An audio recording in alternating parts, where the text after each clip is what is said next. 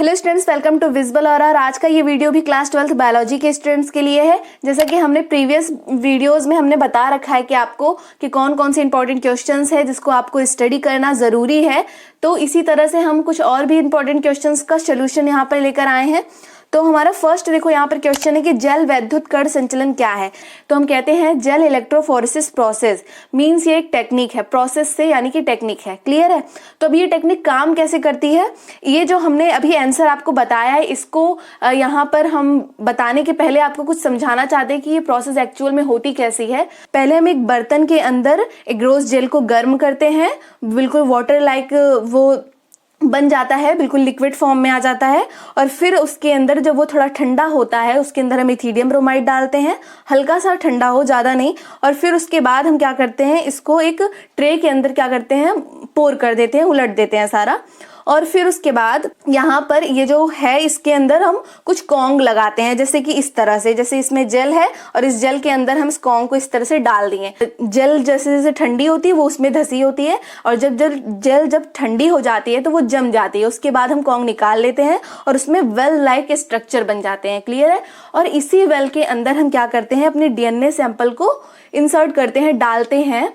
ठीक है। और फिर उसके बाद क्या करते हैं, इस प्लेट को हम लेकर जाते हैं, एनोड और कैथोड से कनेक्ट करते हैं और इसमें इलेक्ट्रिक करंट क्या करते हैं का प्रवाह कराते हैं। और उसके बाद क्या होता है कि जो हमारा डीएनए है उसका नेचर आप जानते हैं वो निगेटिव नेचर का होता है। तो अपने साइज, मॉलिक्यूलर वेट हम कह सकते हैं, अपने चार्जेस के बेसिस पे वो क्या करते हैं, मूव करने लगते हैं।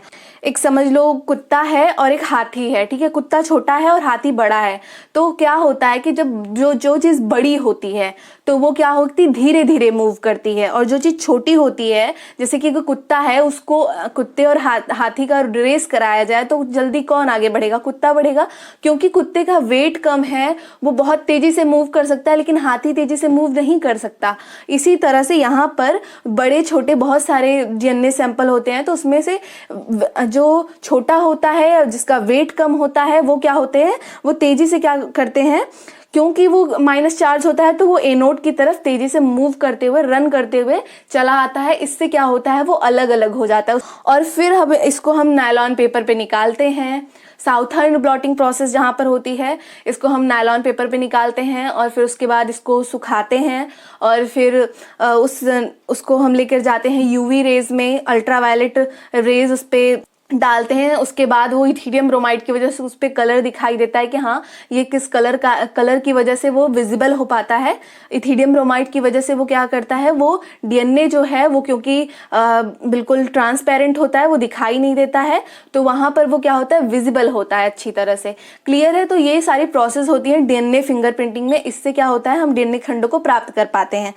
ओवरऑल आपको समझा दिया। अगर आपको डिटेल में लिखना है, प्रोसेस लिखना है, तो आप लाइन वाइज ऐसे लिख सकते हैं कि पहले इथीडियम ब्रोमाइड को गर्म करेंगे, फिर उसके बाद उसमें इथीडियम ब्रोमाइड डालेंगे, फिर उसको हम एक ट्रे के अंदर पोर करेंगे, उसमें कॉन्ग डालेंगे, जब जल ठंडा हो जाएगा कॉन्ग निकालेंगे, उसके जो वेल हैं एक साइड वेल में हम क्या करेंगे, अपना सैंपल डालेंगे और उसके बाद उसमें इलेक्ट्रिक करंट से उसको हम जोड़ेंगे एनोड और कैथोड से, फिर उसमें इलेक्ट्रिक करंट प्रवाह कराएंगे। उसके बाद वो मूव करते हुए कहाँ एनोड की तरफ आएंगे, अपने साइज, चार्ज और मॉलिक्यूलर वेट के अकॉर्डिंग वो क्या करेंगे, मूव करेंगे, एनोड की तरफ आएंगे।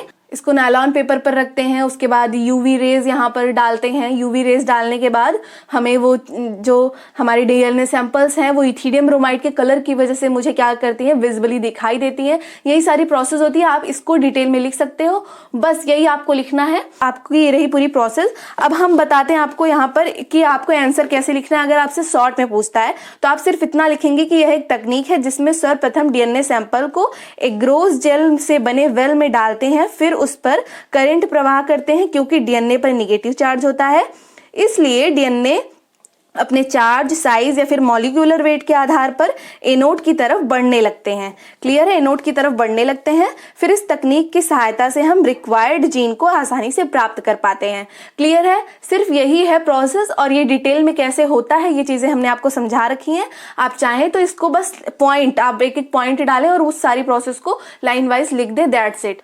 तो देखो यहाँ पर नेक्स्ट क्वेश्चन है कि वर्णांध व्यक्ति को रेलवे ड्राइवर क्यों नहीं बनाया जाता। तो वर्णांध व्यक्ति को रेलवे ड्राइवर नहीं बनाया जाता क्योंकि हरे व लाल रंग का बोध न होने के कारण वह सिग्नल को नहीं पहचान पाएगा और दुर्घटना हो जाएगी। वर्णांध व्यक्ति को रेलवे ड्राइवर इसलिए नहीं बनाया जाता क्योंकि उन्हें लाल और हरे रंग का बोध नहीं होता है, सिग्नल की वो पहचान सही ढंग से नहीं कर पाएंगे और दुर्घटना हो सकती है। दैट्स वाई वर्णांध व्यक्ति को रेलवे ड्राइवर के रूप में नियुक्त नहीं किया जाता। आगे देखते हैं। तुम्हारा नेक्स्ट क्वेश्चन है कि क्लाइनफिल्टर एवं टर्नर सिंड्रोम में गुणसूत्रों की संख्या क्या है। तो क्लाइनफिल्टर सिंड्रोम में गुणसूत्रों की संख्या की बात करें तो इसमें 47 होती है। वह टर्नर सिंड्रोम में गुणसूत्रों की संख्या की बात करें तो इसमें 45 होती है। और आपको ये याद रखना पड़ेगा, क्लाइनफिल्टर सिंड्रोम, टर्नर सिंड्रोम और डाउन सिंड्रोम, इन तीनों से आपसे क्वेश्चन बनता है। आगे का हमारा नेक्स्ट क्वेश्चन है कि ट्रांसजीनिक जीवों को संक्षिप्त में समझाइए। तो ट्रांसजीनिक जीव क्या है इसको देखते हैं। जिन जंतुओं में डीएनए में प्रौद्योगिक विधि के द्वारा बाह्य डीएनए का समावेश कर दिया जाता है और वह जीन अपने लक्षणों के साथ उस अतिरिक्त जीन के लक्षण को प्रदर्शित करते हैं, तो इन जीवों को परजीवी जीव कहते हैं। यहाँ पर क्या बोला है, परजीवी मीन्स यानी कि ट्रांसजेनिक की ही बात कर रहा है, कंफ्यूजन मत रखिएगा। और एक बात बता दें कि यहाँ पर देखो हो क्या रहा है, एक जीव है और उस जीव के जीन के अंदर एक बाहरी जीन यानी कि फॉरेन जीन को हम क्या कर रहे हैं, लाकर इंसर्ट कर रहे हैं। तो क्या हो रहा है कि एक तो वो जो जीव है उसका जो खुद का जीन है वो तो अपना लक्षण दिखा ही रहा है, साथ में जो बाहरी जीन उसके अंदर डाला गया है वो भी अपना लक्षण दिखा रहा है। तो ऐसे जो जीव हैं जो मतलब फॉरेन जीन का लक्षण और अपना खुद का लक्षण दिखा रहे हो, इनको हम ट्रांसजेनिक जीव कहते हैं। That's it. तो देखो हमारा नेक्स्ट क्वेश्चन है कि अनिषेक फलन किसे कहते हैं, उदाहरण दीजिए, एक उदाहरण दीजिए। तो अनिषेक फलन को समझने से पहले बेटा हम निषेचन को आपको बताना चाहेंगे कि निषेचन को पहले आप समझेंगे, इसके बाद अनिषेक फलन ज्यादा अच्छे से क्लियर हो पाएगा। तो निषेचन से आप क्या समझते हैं, तो निषेचन की अगर हम बात करें तो नर व मादा युग्मकों के संयुग्मन यानी कि फ्यूजन और फिजन में कोई मिस्टेक नहीं होना चाहिए, क्योंकि आपको पता होना चाहिए कि फ्यूजन और फिजन में बहुत ज्यादा डिफरेंस है यहाँ पर, इसलिए हमने लिखा है युग्मनज यानी कि आपस में जुड़ना। तो फ्यूजन को निषेचन यानी कि फर्टिलाइजेशन कहते हैं। नर एवं मादा युग्मकों के फ्यूजन को हम फर्टिलाइजेशन कहते हैं, जिसके फलस्वरूप युग्मनज यानी कि जाइगोट का निर्माण होता है, जाइगोट बनता है। इस द्विगुणित यानी कि डाइपोलाइड युग्मनज से सूत्री विभाजन द्वारा भ्रूण का निर्माण होता है। तो देखो डाइपोलाइड से क्लियर है कि यहाँ पर क्रोमोसोम 2 के सेट में होंगे, ठीक है। तो देखो यहाँ पर क्या हो रहा है, इन युग्मनजों का सूत्री विभाजन हो रहा है यानी कि माइटोसिस डिवीजन हो रहा है। माइटोसिस डिवीजन यानी कि जितना मदर सेल में होगा क्रोमोसोम उतना ही डॉटर सेल में भी होगा, क्लियर है, के द्वारा भ्रूण का निर्माण होता है, जहां क्रोमोसोम की संख्या 2n होती है यानी कि 2n कंडीशन में पाए जाते हैं, ठीक है। अब हम समझते हैं अनिषेक फलन क्या है। तो अनिषेक फलन की बात करते हैं। तो देखो अनिषेक फलन को हम इस तरह से बता सकते हैं कि यदि किसी कारणवश निषेचन की क्रिया असफल हो जाए तो अंडाशय मुरझा जाता है और सूखकर झड़ जाता है। लेकिन कभी कभी क्या, हम बहुत सारे प्लांट्स ऐसे भी होते हैं, यहाँ पर हमने लिखा है कभी कभी, लेकिन बहुत सारे प्लांट्स ऐसे भी होते हैं कि जहाँ पर निषेचन होता ही नहीं। तो देखो यहाँ पर हमने लिखा है कि कभी कभी कुछ पौधों में बिना निषेचन के ही फल बन जाता है, इसे अनिषेक फलन कहते हैं। ऐसे फलों में बीज नहीं बनता है, मतलब जो भी आप फल देख रहे हो जिसमें बीज नहीं बना है यानी कि वहां पर क्या हुआ है, अनिषेक फलन हुआ है। तो इसका एग्जाम्पल हम देख सकते हैं जैसे कि केला, खीरा, अंगूर, अनानास। लेकिन कुछ अंगूर ऐसे हम देखो अंगूर के कुछ ऐसे भी प्लांट होते हैं जिसमें बीज होते हैं, तो वो वाले अंगूर की हम बात नहीं कर रहे हैं। तो इसी तरह से हम देखते हैं नेक्स्ट क्वेश्चन को। तो ये रहा देखो हमारा क्वेश्चन कि बाह्य निषेचन किसे कहते हैं, एक उदाहरण दीजिए। तो बाह्य निषेचन की अगर बात करें तो यहाँ पर हमने बता रखा है कि जब अंड और शुक्राणु के संयोजन की क्रिया अर्थात निषेचन शरीर के बाहर अर्थात जल में होता है, यानी कि यहाँ पर देखो हमने कहा है एक उदाहरण दीजिए। तो उदाहरण क्या है कि जल में अगर होता है तो इसे हम क्या कहते हैं, बाह्य निषेचन कहते हैं। जैसे कि स्टारफिश हमारी जो है वो जल में करती है।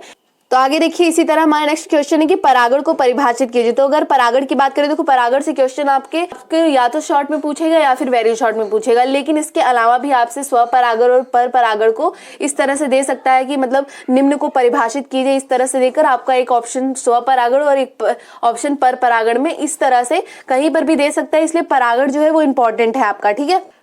तो देखो यहाँ पर क्या बताया कि पराग कणों का पुष्प के पुंकेसर से वर्तिकाग्र तक पहुंचने को परागण कहते हैं, यानी कि पॉलन ग्रेन्स का कहाँ से, एंथर से स्टिग्मा तक जो पहुंचने की प्रोसेस होती है उसी को हम परागण कहते हैं। यह 2 प्रकार के होते हैं, स्वपरागण और परपरागण। और देखो क्योंकि आपसे स्वपरागण और परपरागण भी पूछ सकता है, तो हम इसको भी थोड़ा सा क्लियर करते चलते हैं। तो स्वपरागण क्या होता है इसको देख लेते हैं। तो देखो ये रहा हमारा स्वपरागण। तो स्वपरागण देखो क्या है, सामान्यतः जब किसी पुष्प का परागकण उसी पुष्प के वर्तिकाग्र पर पहुंचता है तो स्वपरागण होता है। क्या बोला है, ध्यान समझना, जब किसी पुष्प का परागकण उसी पुष्प के वर्तिकाग्र पर पहुंचता है तो स्वपरागण की क्रिया होती है।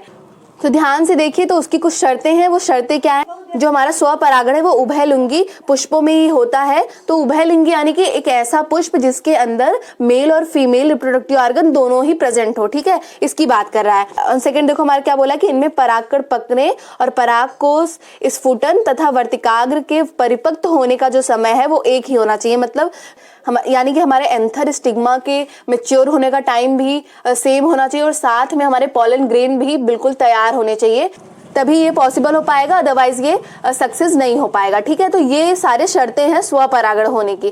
देखो अगर हम परपरागण की बात करें तो इसको देखो ध्यान से समझना। पहला क्या है, यहाँ पर क्या बताया है कि यदि किसी पुष्प के परागकण उसी पौधे के किसी दूसरे पुष्प के वर्तिकाग्र पर पहुंचे, और फिर देखो या तो फिर उसी जाति के दो पौधों के पुष्प के बीच में होता है, तो ऐसे में क्या कहलाता है, वो परपरागण कहलाता है। देखो जो हमारा परपरागण होता है वो बहुत इजीली हो जाता है, क्योंकि बहुत सारी एजेंसीज उसका हेल्प करती हैं उसको करने में, जैसे कि वायु के द्वारा हो जाता है, जल के द्वारा, कीट परागण, पक्षी परागण, घोंघा परागण, चींटी परागण, चमगादड़ परागण, और यहाँ पर एक हम ह्यूमंस भी हैं, हम भी कराते हैं परागण, पॉलिनेशन, ठीक है। तो यहाँ पर हवाएं चलती हैं तो उसके कारण हो सकता है, जल के कारण हो सकता है, कीट पतंगों अपने पैरों में या फिर अपने पंखों में लगा कर ले जा करके किसी तरह से स्टिग्मा तक पॉलन ग्रेन को पहुंचा देते हैं, तो भी पॉलिनेशन हो जाता है। तो आपको परागण में क्या है, स्वपरागण और परपरागण क्लियर हो गया होगा, उम्मीद है। इसी तरह से अगर आपके भी कोई क्वेश्चन है तो आप हमसे कॉमेंट में पूछ सकते हैं। तो देखो अभी हम जितने भी क्वेश्चन बता रहे हैं वो सारे ही इंपॉर्टेंट है आपके एग्जाम के पॉइंट ऑफ व्यू से, तो इन सारे क्वेश्चन को आप पढ़ते रहिए। तो इसी तरह से हम देखते हैं अपना नेक्स्ट क्वेश्चन। तो हमारा क्वेश्चन है डीएनए फिंगरप्रिंटिंग से आप क्या समझते हैं।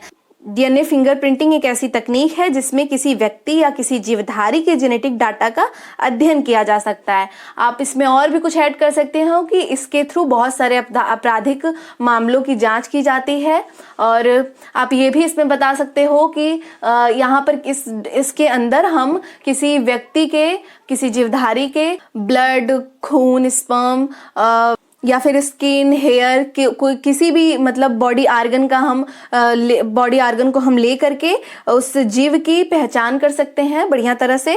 आई होप कि आपके लिए वीडियो हेल्पफुल रही होगी। अगर वीडियो पसंद आई है तो वीडियो को लाइक कीजिएगा, और साथ ही चैनल पर नए हैं तो चैनल को सब्सक्राइब करके बेल आइकन को भी प्रेस कीजिएगा।